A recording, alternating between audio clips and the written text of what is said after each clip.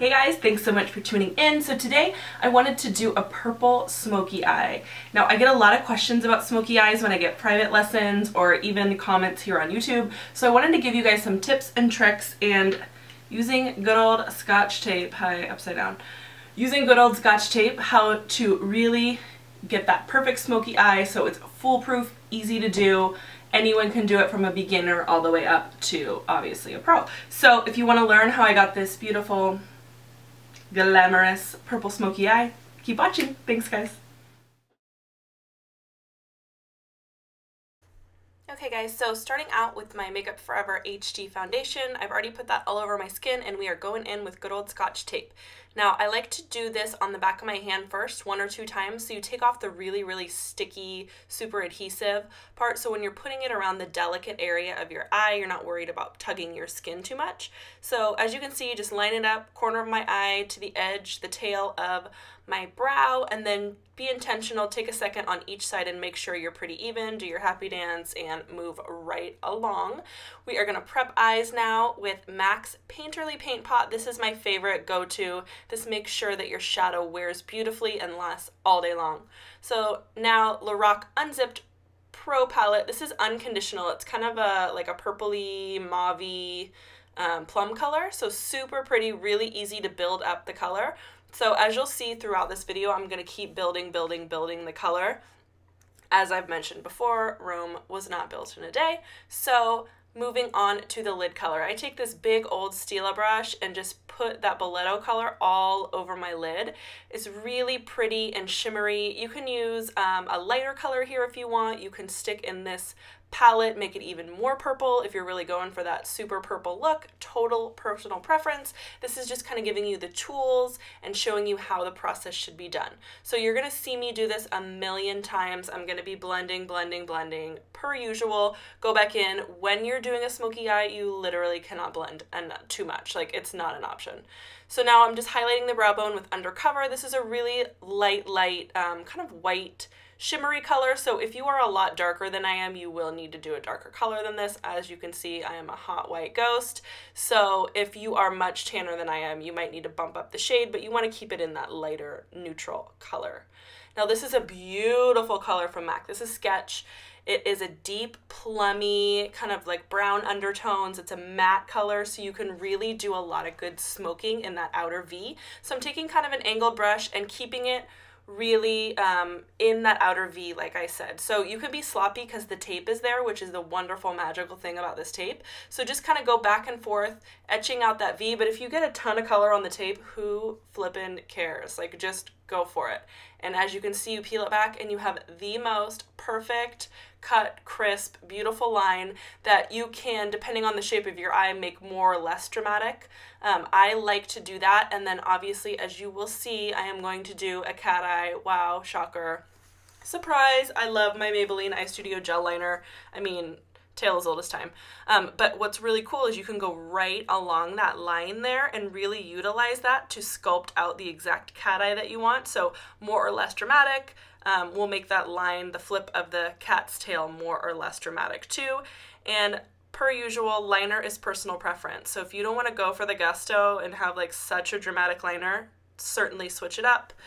This is really where you could even put a black liner there and smudge it out with a little smudger brush and have it be a super duper smoky look, just like from head to toe smoke. So this is personal preference. As you can see, I'm going to do some in the lower waterline there too, and then just keep building up that color so that the line is crisp, clean, and super black. Now just going in with the L'Oreal Miss Manga mascara. This is a good mascara. I don't think it's like life-changing, but it's fine, it works. I like it, and then per usual, when I shoot a video, I have to wear lashes or I feel incomplete. So as you can see, super gorgeous, dramatic, fun. I love Red Cherry number 43s. And on to my favorite girl of life. This is the PROLONGWEAR Concealer by MAC. This is the best, especially when I have a lot of redness in my cheek. As you can tell, I just take that baby so far down, cover anything up. It really just helps me get that porcelain perfect skin. So it looks, I mean, I look made up, but it doesn't look overly like bad, you know, it doesn't look like bad makeup. Like, it just looks like gorgeous, flawless skin that has makeup on it for sure, but no one really realizes how much work that little concealer is doing. So now I'm just going to set everything. One of my favorite powders to use is the Prep and Prime by MAC. This is the translucent compact. Just kind of putting that around the areas that I put all that Prolongwear concealer with a smaller, this is a Sigma E40 brush. You can use these on your eyes, your face. Super versatile, awesome brush. So just kind of setting that and then taking a big old fluffy Stila brush and just tap, tap, tapping everywhere else. And then on to Benefit Hoola Bronzer. You know I love this bronzer. No matter how fair or how, you know, tan I am, I can build this baby up and it just creates a really subtle, gorgeous contour. So you can sculpt out, you know, I definitely always go along my jawline. I always go right in the hollows of my cheek and up along the tops of, like right along my hairline. Now sculpting out the brows a little bit, prepping them first by combing them out, and then onto my Anastasia brow powder in medium ash and medium brown.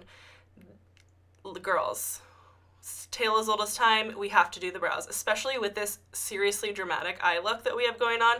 If you don't frame it with your brows, like I'm even going in a little darker than I usually do, because if you don't frame this baby, it's totally lost. It's like your artwork, your Picasso is not framed, who cares, loses its effect.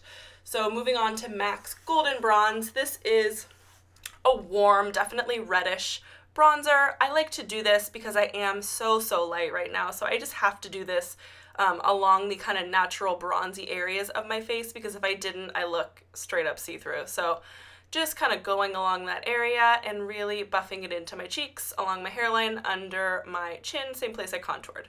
Now this is a beautiful blush that you can really do a coral here. You have to be careful if it's too pink, it reads a little bit 80s. So keep it more in like the orangey coral family. Super pretty.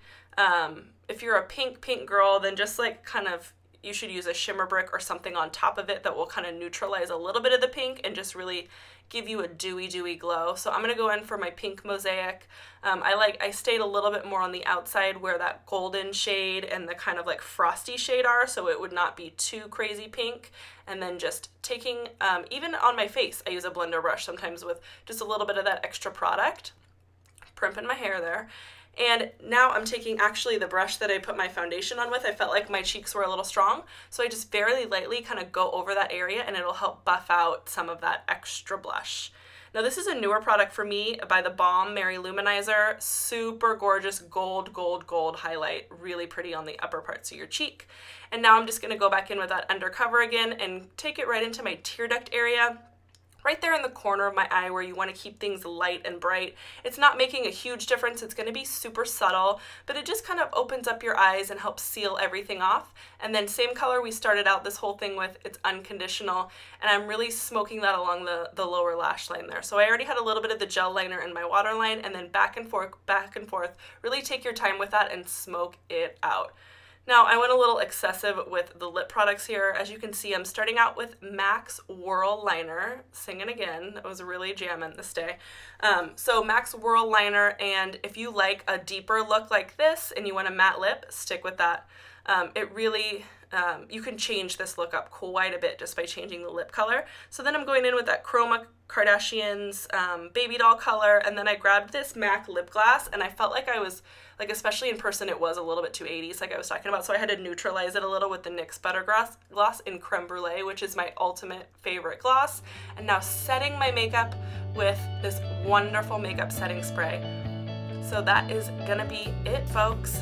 Thank you so much for watching. I appreciate you all and hope you have an awesome day. Love you. Bye.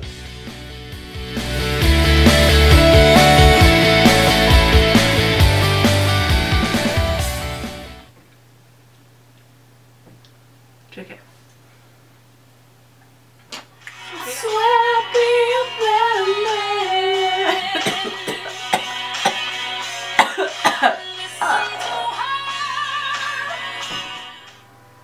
Show 'em what? Show 'em what?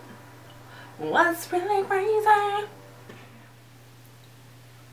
Does anyone else have trouble winking, like, and looking attractive? Like,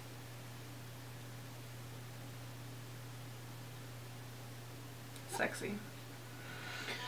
Smelling like Dolce & Gabbana. I do smell like Dolce & Gabbana most of the time.